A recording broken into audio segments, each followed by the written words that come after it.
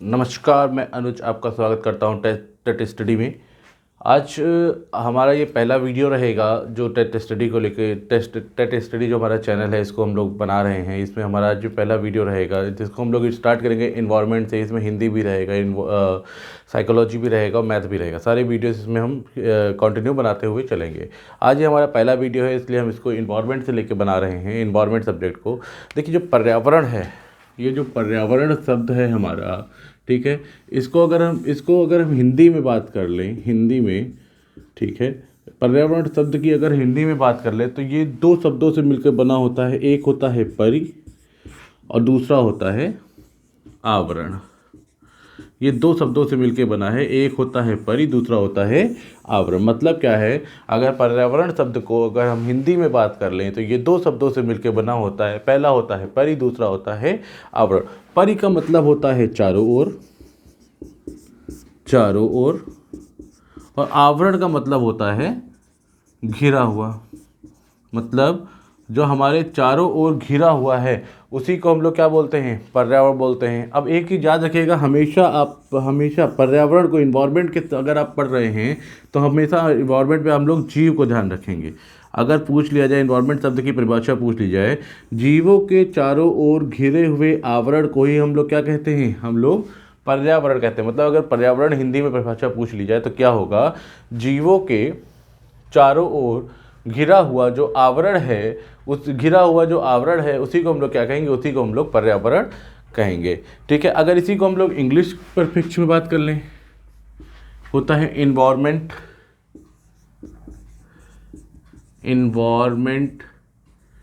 Environment होता है, जो इन्वायरमेंट शब्द है ये फ्रेंच भाषा के इन्वायरनर शब्द से बना है। जो बात देख लीजिएगा, जो ये इन्वायरमेंट शब्द है ये फ्रेंच भाषा के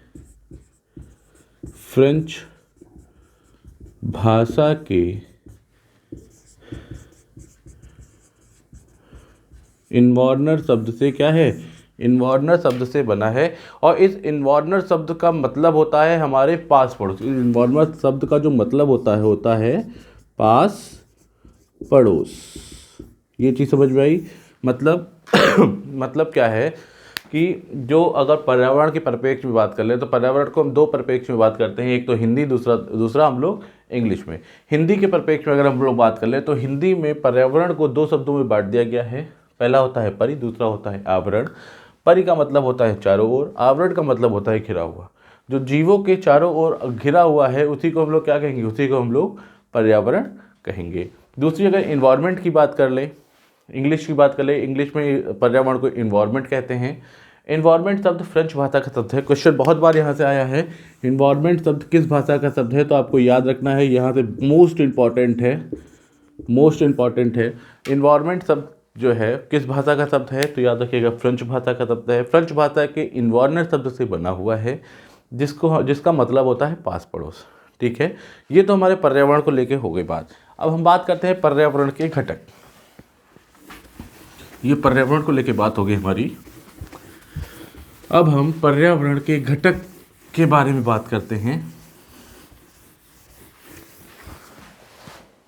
पर्यावरण के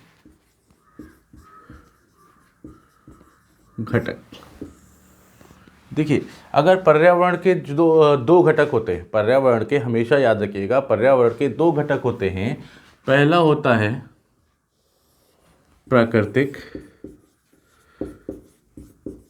प्राकृतिक, दूसरा होता है मानव निर्मित।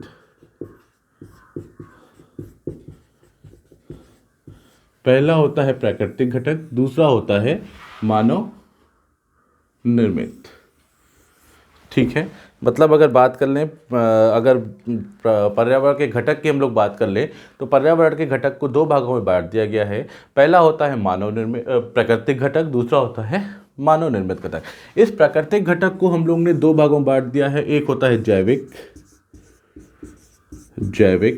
दूसरा होता है अजैविक।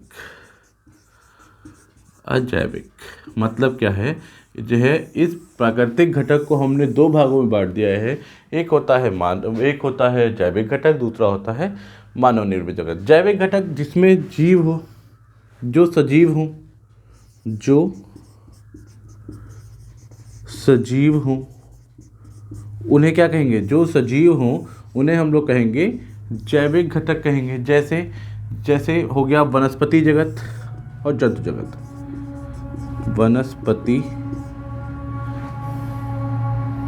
वनस्पति जगत और दूसरा हो गया हमारा जंतु जगत। मतलब क्या है, जिनमें जीव होगा। जैविक घटक किसे कहेंगे, जिनमें जान पाई जाती है उन्हें हम लोग बोलेंगे जैविक घटक बोलेंगे। जिसमें जीवन पाया जाता है उन्हें हम लोग जैविक घटक बोलेंगे। जैविक घटक दो प्रकार के होते हैं, या फिर जितने भी वनस्पति जगत है, जितनी भी वनस्पतियां हैं, पेड़ है, पौधे हैं, जो भी हैं, वो सब किस में आएंगे, जैविक घटक के अंतर्गत आ जाएंगे। जंतु जगत मतलब जितने भी जंतु हैं जिनमें भी जीवन पाया जाता हो उन्हें वो किसके अंतर्गत आ जाएंगे, जैविक घटक के अंतर्गत आ जाएंगे। अब अजैविक में आ जाएगा निर्जीव, जिनमें जान ना पाई जाती हो। ठीक, जैविक घटक में आ जाएगा निर्जीव जिसमें जान ना पाई जाती है उसे हम लोग क्या बोलेंगे, अजैविक घटक बोलेंगे। संसार के ऐसे तत्व जिनको प्रकृति ने बनाया हो, मतलब इसमें लिखेंगे संसार के ऐसे तत्व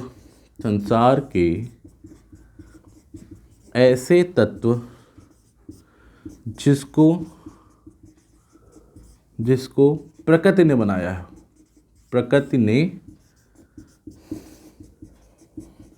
बनाया हो, परंतु उनमें जान ना पाई जाती हो,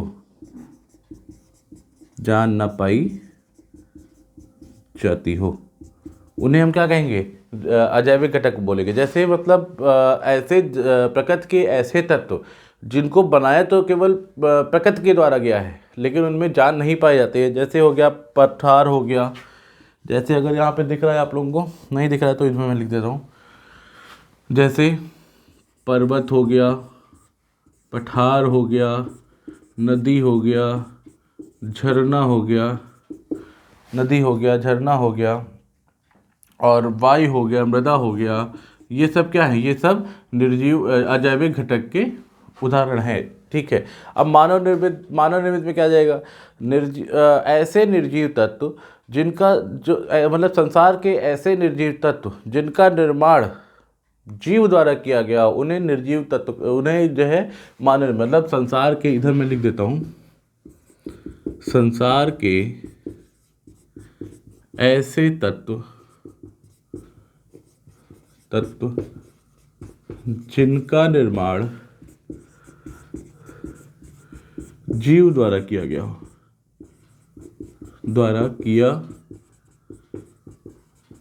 हो, क्या कहलाएंगे, मानव निर्मित कहलाएंगे। जैसे कि बात कर ले, जैसे धर्म हो गया, ठीक, संस्कृति हो गई। संस्कृति मतलब धर्म को किसने बनाया, धर्म को भाई ऊपर से जो भगवान ने हम लोग को भेजा, जन्म दिया, वो तो एक ही तरह था, लेकिन जो आगे हम लोग आए तो धर्म किसने बना दिया, तो मानव ने धर्म बना दिया। संस्कृति हमारी ऐसी, संस्कृति हमारी वैसी। संस्कृति को भी किसने बनाया, मानव के द्वारा बनाया गया। मतलब ये जो चीज़ हैं, ये चीज़ मानव द्वारा, मतलब संसार के ऐसे तत्व जिनका निर्माण मानव द्वारा किया जाए, संसार के ऐसे तत्व जिनका निर्माण मानव द्वारा किया जाए उन्हें जो है मानव निर्मित घटक कहते हैं। उसमें से आपका धर्म आ जाएगा, संस्कृति आ जाएगी, ये सब मानव निर्मित होते हैं। ठीक है, इसके बाद बात कर लेते हैं प्रकृति की पर्यावरण की अवधारणा के बारे में हम बात करेंगे। हाँ, जिसने स्क्रीनशॉट जिसको लेना वो ले सकता है। यहाँ पे पर्यावरण की अवधारणा,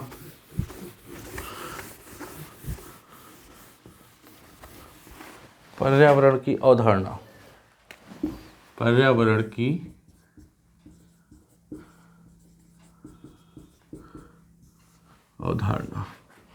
एक मिनट रुकिएगा। ठीक है, पर्यावरण की अवधारणा, देखिए पर्यावरण की कुल अवधारणा तो 5 होती हैं, लेकिन महत्वपूर्ण कितनी है, महत्वपूर्ण है 3 है। 3 अवधारणा को हम लोग जो है पढ़ेंगे, जो कि इम्पॉर्टेंट है, जिससे क्वेश्चन को पूछ लिया जाता है कभी कभी। पहली होती है नियतिवाद की अवधारणा। पहली अवधारणा होती है नियतिवाद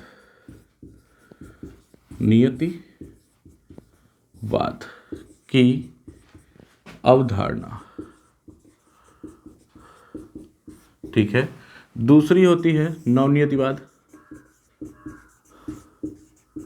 नवनियतिवाद की अवधारणा।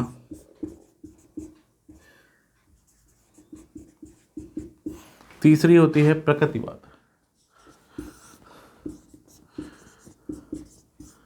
प्रकृतिवाद, ठीक है। ये तीन अवधारणाएं हैं, याद रखिएगा ये तीन अवधारणाएं हैं। यहाँ से क्वेश्चन टेट में पूछे जाते हैं, टेट और सीटेट दोनों में पूछे जाते हैं, तो इसको थोड़ा सा ध्यान देके पढ़िएगा।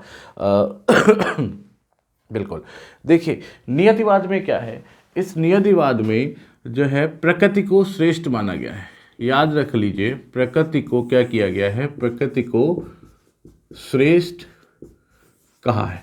मतलब क्या है, अगर पूछ ले प्रकृति को श्रेष्ठ किस अवधारणा के अंतर्गत कहा गया है, तो प्रकृति को श्रेष्ठ नियतिवाद की अवधारणा के अंतर्गत कहा गया है। नियतिवाद से सीधे सीधे आपको क्लियर होता है, जो नियत चाहेगी वही होगा, यानी जिसमें प्रकृति क्या है, प्रकृति श्रेष्ठ है, ठीक है। और प्रकृति को श्रेष्ठ माना है, और मानव को या मनुष्य को प्रकृति के हाथ का खिलौना माना है। प्रकृति को श्रेष्ठ तथा मानव को उसके हाथ का खिलौना कहा। मतलब पूछ ले प्रकृति को श्रेष्ठ और मानव को प्रकृति के हाथ का खिलौना किस अवधारणा के अंतर्गत कहा गया है, तो वो अवधारणा हमारी है नियतिवाद की अवधारणा। मतलब नियतिवाद की अवधारणा के अंतर्गत पहला पॉइंट क्या कहा गया है, प्रकृति श्रेष्ठ है और मानव उसके हाथ का क्या है, खिलौना है। दूसरा पॉइंट क्या कहा गया, पर्यावरणीय उपागम जो है, इसी को कहा नियतिवाद में ही एक चीज और कही गई है, पर्यावरणीय उपागम। दूसरा पॉइंट इस पे क्या है,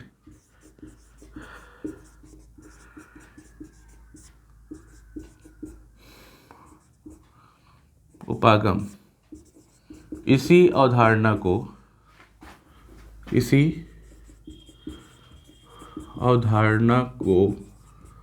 कहा गया। ये बहुत बार क्वेश्चन पूछा गया, याद रखिएगा इंपॉर्टेंट क्वेश्चन है, पूछा जाएगा पर्यावरणीय उपागम किस अवधारणा के अंतर्गत है या किस अवधारणा में पर्यावरणीय उपागम आता है, तो वो आपकी आ जाएगी नियतिवाद की अवधारणा। नियतिवाद में केवल दो चीज़ है, प्रकृति को श्रेष्ठ तथा मानव को उसके हाथ का खिलौना माना जाता है। दूसरी चीज़ है पर्यावरणीय उपागम इसी अवधारणा के अंतर्गत आता है, इसी अवधारणा को कहा जाता है। दूसरी चीज़ क्या है, नवनियतिवाद। नवनियतिवाद में मतलब क्या है, इसमें मानव को श्रेष्ठ माना है, मानव को क्या किया है, श्रेष्ठ माना है। मतलब इस नियतिवाद में प्रकृति को श्रेष्ठ मान लिया गया था, लेकिन नवनियतिवाद में मानव को श्रेष्ठ मान लिया गया है। इसमें कहा गया है मनुष्य क्या है, मानव क्या है, परिवर्तनशील है, प्रकृति के प्रत्येक पहलू में परिवर्तन कर सकता है। पूछ लिया जाए मानव इस निम्नलिखित में किस अवधारणा के अंतर्गत कहा गया है, मानव परिवर्तनशील है तथा मानव या मनुष्य प्रकृति के किसी भी पहलू में परिवर्तन कर सकता है, किस अवधारणा के अंतर्गत कहा गया है, तो आपको सीधा सीधा नवनियतिवाद के अंतर्गत कहना पड़ेगा। मतलब पहला पॉइंट क्या है, मानव परिवर्तनशील है तथा प्रकृति के किसी पहलू में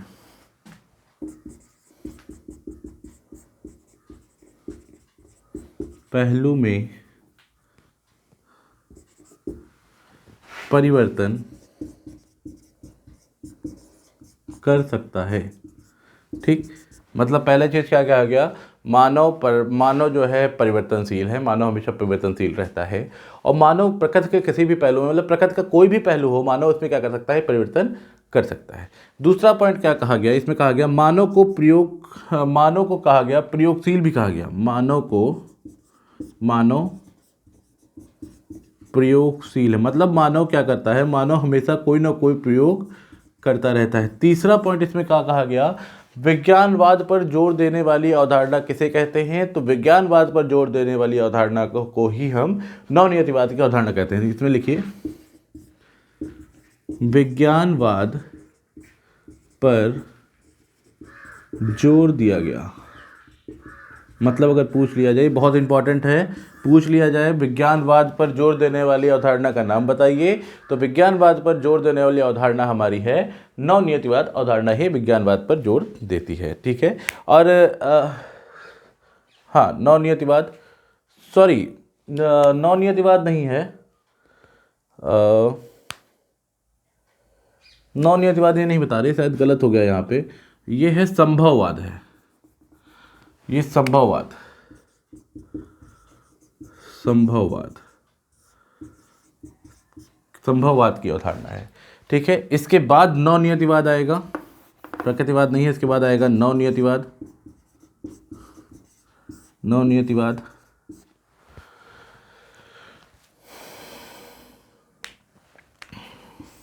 नवनियतिवाद आएगा।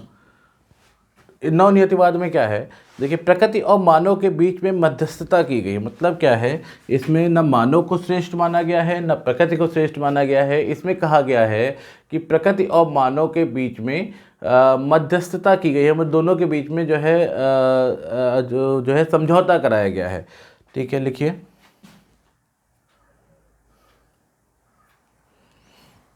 लिखिए, देखिए इसमें प्रकृति व मानव के मध्यस्थता की गई। मतलब क्या है, प्रकृति और मानव के बीच में क्या किया गया है, मध्यस्थता की गई है। मतलब इसमें मानव और प्रकृति दोनों को ही श्रेष्ठ माना गया है।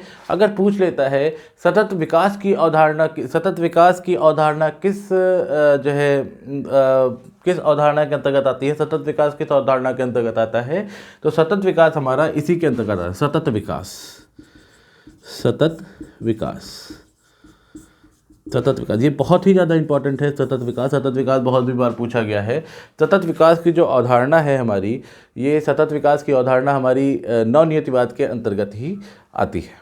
ठीक। एक और अवधारणा है, मैंने यहाँ पे 3 बताया था, लेकिन एक और इम्पॉर्टेंट आती है, उसको हम लोग बोलते हैं पारिस्थितिक अवधारणा, पारिस्थितिकी अवधारणा, उसको हम लोग बोलते हैं पारिस्थितिकी अवधारणा, पारिस्थितिकी अवधारणा, पारिस्थितिकी अवधारणा बोलते हैं। ठीक है, पारिस्थितिकी अवधारणा बोलते हैं। इसमें क्या कहा गया है, इसमें इसमें प्रकृति को श्रेष्ठ माना गया है।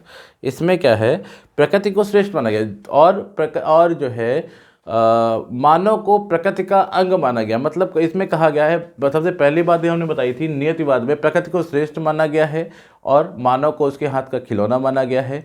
लेकिन इस अवधारणा में क्या कहा गया है, इस अवधारणा में कहा गया है प्रकृति को श्रेष्ठ माना जरूर है, लेकिन मानव को जो है प्रकृति का एक अभिन्न अंग माना है। लिखिए, प्रकृति श्रेष्ठ है, प्रकृति को क्या कहा है, श्रेष्ठ कहा है, श्रेष्ठ है, और मानव प्रकृति का ही अंग है। मतलब मानव तो जो है इसमें जो है मानव को नीचा नहीं दिखाया गया है, बल्कि मानव को प्रकृति का एक अभिन्न अंग के रूप में बताया गया है।